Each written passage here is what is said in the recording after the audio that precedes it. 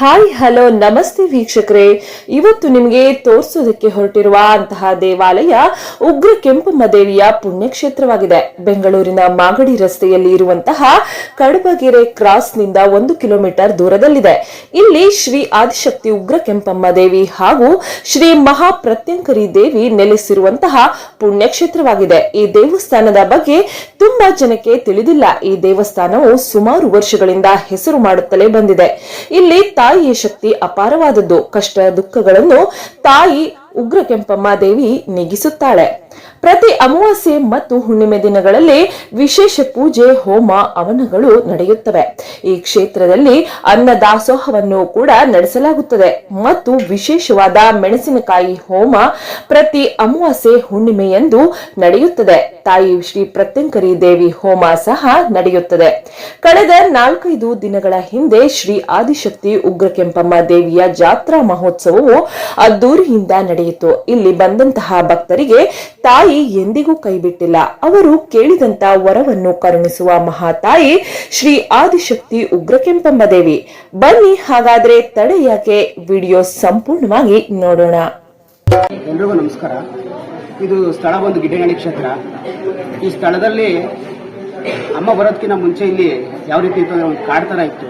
ನಾವು ಇದು ಅಮ್ಮನ್ನ ಸುಮಾರು 15-20 ವರ್ಷದಿಂದನೇ ನಾವು ಪೂಜೆ ಮಾಡ್ಕೊಂಡು ಬರ್ತಾ ಇದ್ದೀವಿ. ಇಲ್ಲಿ ಯಾವ ರೀತಿ ಅಂತಂದ್ರೆ ಅಮ್ಮಗೆ ಬೇಕಾಗಿರೋದು ಮೇನ್ ಭಕ್ತಿ ಅಷ್ಟೇ. ಇಲ್ಲಿ ಬಂದ ಭಕ್ತಾದಿಗಳು ಭಕ್ತಿಯಿಂದ ಪೂಜೆ ಮಾಡಿದ್ರೆ ಅಮ್ಮ ಒಲಿಯುತ್ತೆ.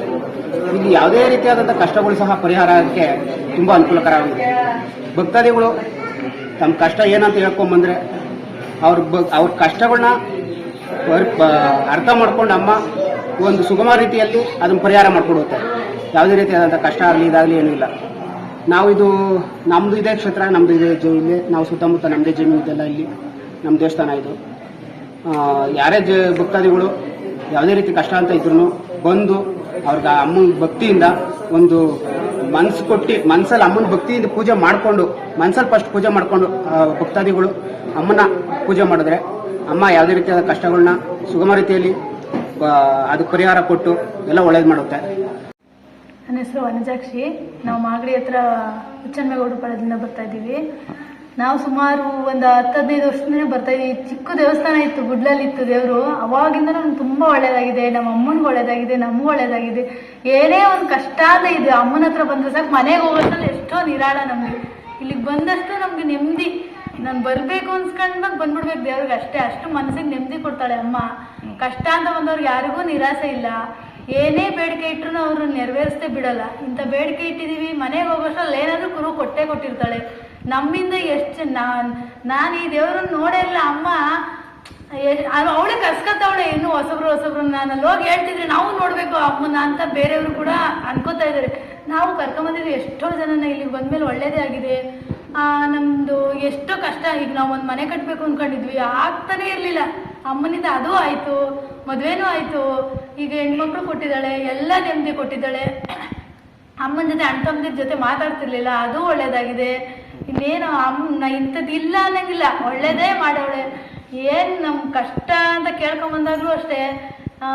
ಈ ಸನ್ನಿಧಿನೇ ಅಷ್ಟು ಒಂಥರ, ಇಲ್ಲಿಗೆ ಬಂದ್ರೇ ಸಾಕು ಮೈ ತುಂಬ ಅನ್ನುತ್ತೆ ಅಮ್ಮನ ನೋಡ್ತಿದ್ರೆ. ಆಮೇಲೆ ಏನಂದರೆ ಇಲ್ಲಿ ಒಂದು ಒಳ್ಳೆ ಪಾಸಿಟಿವ್ ವೈಬ್ಸು ಎಲ್ಲರಿಗೂ ಅಷ್ಟೇ. ಬರ್ತಿದಂಗೆ ಈ ನೆಲ ಕಾಲಿಕ್ತಿದಂಗೆ ಹಂಗೆ ಅನಿಸ್ತಾ ಇರ್ತದೆ. ಏನಂದರೆ ಆಮೇಲೆ ಇನ್ನೇನು ಹೇಳೋಣ ಅಮ್ಮನ ಬಗ್ಗೆ. ಅಮ್ಮ ಅಂದ್ರೇ ಅಮ್ಮ ಅಷ್ಟೇ. ಒಳ್ಳೇದು ಅಂದ್ರೆ ಒಳ್ಳೇದೇ ಮಾಡ್ತಾಳೆ, ಯಾರಿಗೂ ಕೆಟ್ಟದನ್ನು ಬಯಸೋಳೆ ಅಲ್ಲ. ನಮ್ಮ ಮನ್ಸಲ್ಲಿ ಕೆಟ್ಟತನ ಇದ್ರು ಸಹ ಅವಳು ನೋಡ್ತಿದಂಗೆ ಯಾಕೆ ನೀನು ಆ ಥರ ಅನ್ಕೋತಿದ್ಯಾ, ನಿಮಗೆ ಕೆಟ್ಟದನ್ನು ಬಯಸಲ್ಗೂ ನೀನೇ ಒಳ್ಳೇದು ಮಾಡು, ಅವರೇ ನಿಮ್ಗೆ ಒಳ್ಳೇದು ಮಾಡ್ತಾರೆ ಅನ್ನೋದನ್ನು ಹಂಗೆ ಮನ್ಸಲ್ಲಿ ತುಂಬಿಡ್ತಾಳೆ.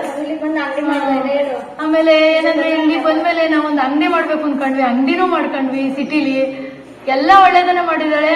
ಅಷ್ಟೇ ಕಣವ, ಅಷ್ಟೇ ಕೊಟ್ಟಿದ್ಯಾ ಮನ್ಸಿಗೂ ನೆಮ್ಮದಿ. ಎಲ್ಲರಿಗೂ ನಮಸ್ತೆ ಸರ್. ನನ್ನ ಹೆಸರು ಮನು ಅಂತ ಹೇಳಿ, ನಾನಿಲ್ಲೇ ನೆಲಮಂಗಲದಿಂದ ಬರ್ತಾ ಇದ್ದೀನಿ. ನಾನು ಫಸ್ಟು ವ್ಯಾಪಾರ ಸ್ಟಾರ್ಟ್ ಮಾಡಿದಾಗ ಫುಲ್ ಲಾಸ್ ಆಗ್ಬಿಟ್ಟಿದೆ. ವ್ಯಾಪಾರದಿಂದ ಏನು ನನಗೆ ಬಿಸ್ನೆಸ್ ಡೆವಲಪ್ಮೆಂಟ್ ಏನಿಲ್ಲ.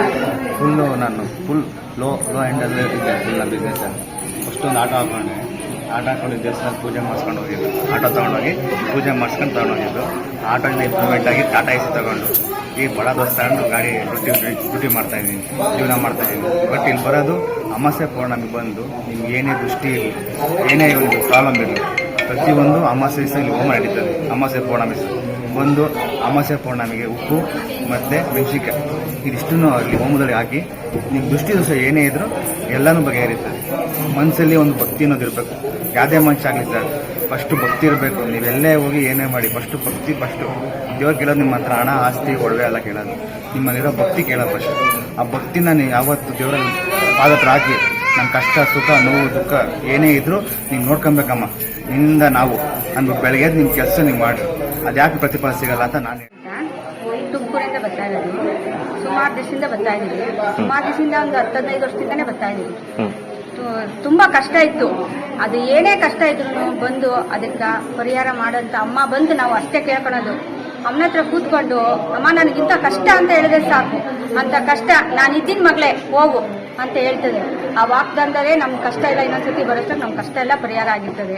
ಹಂಗೂ ಇದಾಯ್ತು ಅಂದ್ರೆ ಅಮಾವಾಸ್ಯೆ ಪೌರ್ಣಮಿ ಜನಗಳ ದೃಷ್ಟಿ ನಮ್ದು ಅಂಗಡಿ ಬೇರೆ ಇದೆ, ಅದು ಇದು ಏನಾದ್ರು ದೃಷ್ಟಿಗಳಿದ್ರು ಅಮಾವಾಸ್ಯೆ ಪೌರ್ಣಮಿಗ ಬಂದು ಇನ್ನೇನು ಕೇಳಲ್ಲ ಅಮ್ಮ, ಒಂದು ಮೆಣಸಿನ್ಕಾಯಿ ತುಪ್ಪ ಉಪ್ಪು ಅಷ್ಟೇ ತರೋದು ತಂದು ಅಮ್ಮನ ಮುಂದೆ ಕೂತ್ಕೊಂಡು ಹೋಮ ಮುಂದೆ ಕೂತ್ಕೊಂಡು ಮಾತಾಡಿ ನಮ್ಮ ಕಷ್ಟಗಳನ್ನೆಲ್ಲ ಹೇಳ್ಕೊಂಡು ಅಮ್ಮ ಹೋಮ ಮಾಡ್ತಾ ಇರ್ತಾರೆ ದೇವಸ್ಥಾನದಲ್ಲಿ. ಅದ್ರ ಬಗ್ಗೆ ನಾವು ಅಮ್ಮನ ಜೊತೆಗೆ ಸೇರ್ಕೊಂಡು ನಾವು ಹೋಮ ಮಾಡೋದು. ಅಮ್ಮನ ಏನು ಹೇಳುತ್ತೋ ಅದು ನಾವು ಅದು ಸೇರಿಸಿ ನಮ್ಮ ಕಷ್ಟ ಎಲ್ಲ ಪರಿಹರಿಸ್ಕೊಂಡು ಬಂದು ಹೋದ್ರೆ ನಮ್ಗೆ ಎಷ್ಟೋ ಸಮಾಧಾನ ಆಗುತ್ತೆ. ನಮ್ಮ ಕಷ್ಟ ಎಲ್ಲ ಹೋಯ್ತು ಅನ್ಕೊಂಡು ನಾವು ಹೋಗ್ತೀವಿ, ಅಷ್ಟು ನಮ್ಗೆ ಸಮಾಧಾನ ಸಿಗುತ್ತೆ. ನೀಳಿಸ್ಬಿಟ್ಟು ಮೆಣಸಿನ್ಕಾಯಿ ಉಪ್ಪು ಅಮ್ಮ ಹಾಕಿಸ್ತದೆ, ಅದರಿಂದ ನಮ್ಗೆ ಎಷ್ಟೋ ಸಂತೋಷ ಆಗುತ್ತೆ, ನೆಮ್ಮದಿ ಸಿಗುತ್ತೆ. ಇಲ್ಲಿ ನಮ್ಮ ಕಷ್ಟ ಅಂತ ಬರ್ತೀರಿ, ನಾವು ಹೋಗೋಷ್ಟಕ್ಕ ನಮ್ಮ ಕಷ್ಟಗಳೆಲ್ಲ ಪರಿಹಾರ ಆಗಿರ್ತದೆ. ಒದ್ದಿಗೆ ತೆಗೆಯುತ್ತೇವೆ ಹಾಗೂ ಕುಡಿತ ಬಿಡಿಸುತ್ತೇವೆ. ಇಲ್ಲಿ 100% ರಿಸಲ್ಟ್ ತಾಯಿ ಅನುಗ್ರಹದಿಂದ ಎಲ್ಲರಿಗೂ ಒಳ್ಳೆಯದಾಗಿದೆ. ಕುಡಿತ ಎಷ್ಟೋ ಜನ ಬಿಟ್ಟು ಬಂದು ತಾಯಿ ಹತ್ರ ಆಶೀರ್ವಾದ ತಂದಿದ್ದಾರೆ. ಸ್ಕೂಲ್ ಅಂತೇಳಿ ದೊಡ್ಡಬಳ್ಳಾಪುರ ತಾಲೂಕು, ಇಲ್ಲಿಗೆ ಒಂದು 55 ಕಿಲೋಮೀಟರ್ ಆಗುತ್ತೆ. ಇಷ್ಟು ನಾವು ಅಮ್ಮವರು ನಮ್ಮ ತಾಯಿಯವರು ಗರ್ಭದಲ್ಲಿದ್ದಾಗ ನಾನು ಹೊಟ್ಟೆ ನೋವು ಬಂದು ಅಮ್ಮನ ದಯೆಯಿಂದ ಹುಟ್ಟಿರೋದು. ನನಗೆ ಈ ಅಮ್ಮನಿಗೆ ಇಟ್ಟಿರೋದು ಕೆಂಪಣ್ಣ ಅಂತ ಹೇಳಿ. ಅಮ್ಮನಿಗೆ ನಾವು ಅಲ್ಲಿ ಮತ್ತು ಬ್ಯಾಡಹಳ್ಳಿ ಅಂತ ಇದೆ ಚಿತ್ತೂರು ಹತ್ರ, ಅಲ್ಲಿ ಹೋಗಲಾಗಿದ್ವಿ.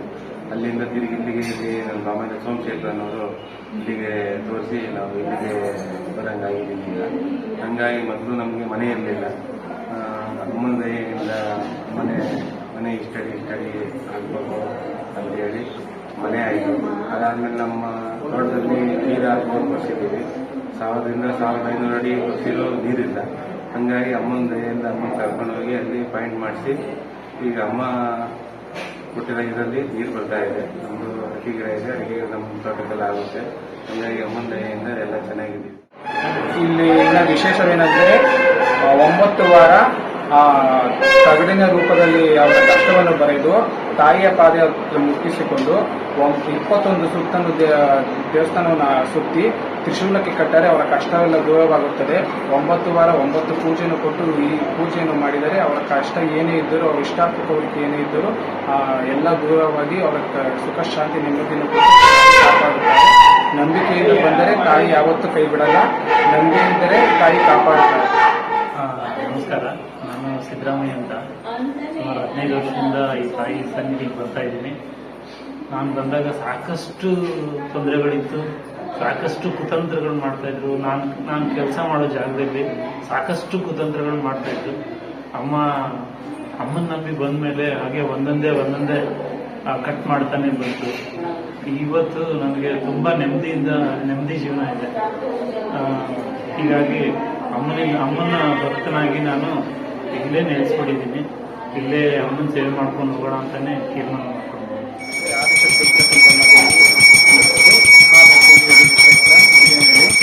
ಇಲ್ಲಿ ವಿಶೇಷ ಏನೆಂದರೆ ಮಂಗಳವಾರ, ಶುಕ್ರವಾರ, ಭಾನುವಾರ ಅಮ್ಮನ ವಾಗ್ದಾನ ಇರುತ್ತದೆ. ಅಂದರೆ ವಿಷ್ಣುವೃತ್ತಿ ಕೇಳುವುದು ಹಾಗೆ ಮರೆ ಹಾಕುತ್ತಾರೆ. ಏನೇ ಪ್ರಶ್ನೆ ಇದ್ದರೂ ಅಮ್ಮ ಉತ್ತರ ಕೊಟ್ಟು ಅವರಿಗೆ ಸಕಲ ಸೌಭಾಗ್ಯವನ್ನು ಕೊಡ್ತಾರೆ. ದಿವಸ ಪ್ರತ್ಯಂಗಿ ಹೋಮ ಇರುತ್ತದೆ. ಶಕ್ತಿ ಸಂಹಾರ ಹೋಮ, ವಾಮಾಚಾರ, ಯಂತ್ರಮಂತ್ರ, ತಂತ್ರ ಪ್ರಯೋಗ, ಪೀಡೆ ಪಿಶಾಚಿ ಬಾಧೆ ಏನೇ ಇದ್ದರೂ ಸಮಸ್ಯೆಗಳು ದೂರವಾಗುತ್ತದೆ. ಮೆಣಸಿನಕಾಯಿ ಮತ್ತು ತುಪ್ಪ, ಉಪ್ಪು ಮತ್ತು ಮೆಣಸನ್ನು ತೆಗೆದುಕೊಂಡು ಬಂದು ನುಯಿಸಿ ಹಾಕಿದರೆ ಹೋಮಕ್ಕೆ ಅವರ ಕಷ್ಟವೆಲ್ಲ ದೂರ